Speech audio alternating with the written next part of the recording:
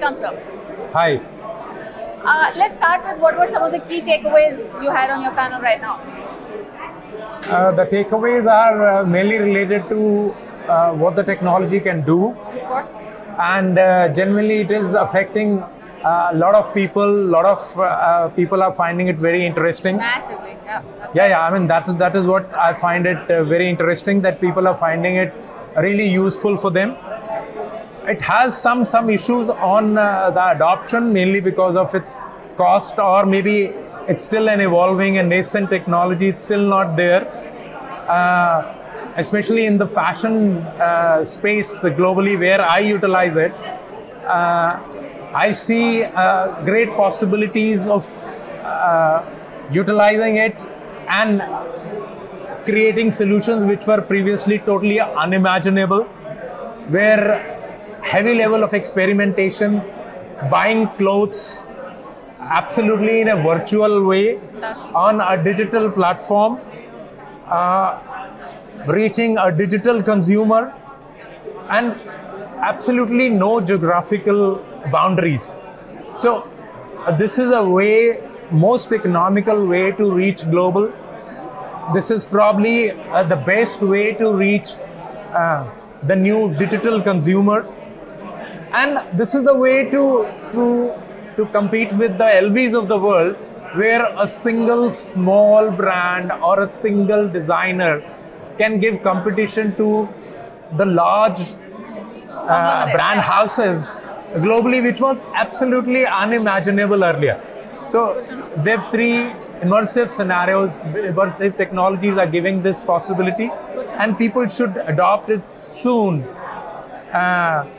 Leaving aside the kind of issues that it is creating in terms of the cost. We will get to the complications later, but tell us on a general note, how and in what sense this immersive technology, let's say Web 3.0, apart from your sector, that's fashion and lifestyle, what sectors, how are they evolving along with this technology?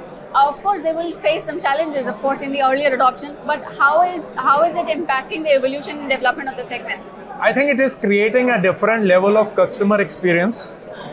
Like we talked about reality, like we talked about luxury, we talked about commercial electronic space, we talked about Flipkart, who are into hundreds of different categories. So in all these categories, it's creating various possibilities for the customer, and which are very, very interesting. I think it'll get on to a mainstream very soon. User data security is something that's coming up as a challenge, and many challenges in adoption, as you mentioned. How do we cope up?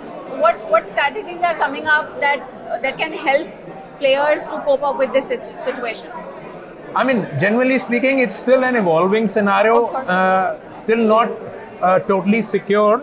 But yes, as it starts to gain more things, as it gains maturity, more scenarios for security would also be coming up. Absolutely. More possibilities of that area. There would be a lot of plugging will happen on these issues which are still open. But in terms of various things, the kind of possibilities, the kind of positives it has are much more than the negative it is presenting right now. So we need not talk about it. We should try and taste these things which are creating possibilities, which are on the positive side. And I see a good example for that in various different examples, various different industries. Good that you sound really optimistic and bullish about Web 3.0. What are some of the predictions you have right now for Web 3.0 going forward in India specifically? India is very bullish about it. I'm dealing with multiples of brands, and genuinely speaking, brands in second and third tier cities are much more bullish about it. They want to make a buzz. They want to reach out the world. They have the possibility of giving a different competition to the scenarios which were earlier not possible. So I think the Indian brands are very, very bullish, and they'll adopt it very soon. Good to know. Thank you so much, Mr. Arora. Thank you. Thank you.